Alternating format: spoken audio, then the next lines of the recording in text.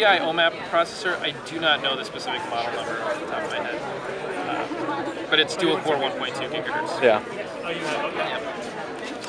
Any questions I can offer, or I can keep going? Feel free. You were talking about updates. Is it going to go to ice cream?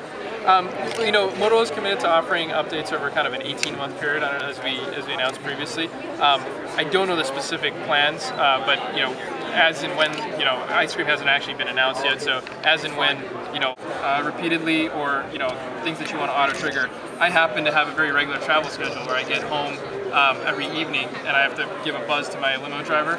I now have a rule that airport limo service, it fires off a text message every time I land in O'Hare. So it's a lot of very very intuitive kind of rules that you can define, but you know, simplify your life.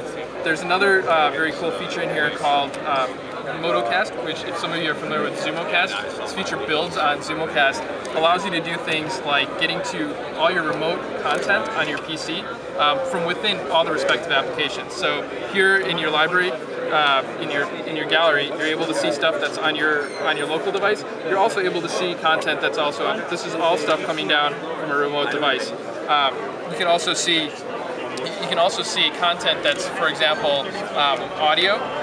When you're going into your music, you're not only seeing the content that's local to your device, but you see kind of an intermix of content that's local and remote. So anytime that you see a MotoCast icon there, you're seeing remote content. Anytime that you don't see the icon, you're seeing local content, right?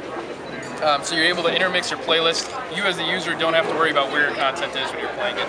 It's a Super AMOLED advanced display. And so what that offers is QHD resolution in an AMOLED display. So very vibrant. It's very well The processing speed is dual core 1.2 gigahertz. So as you can see, kind of very snappy. I'm sure some of you are familiar with Motorola's user interface, but you can kind of see how smooth it is as you kind of go through. It's got a gigabyte of RAM. It's the world's first device to have the Kevlar microfiber on the back, so you know, allowing you to have very kind of rigid construction, but in a very thin and lightweight device. It's 127 grams. It's 7.1 millimeters thin. So.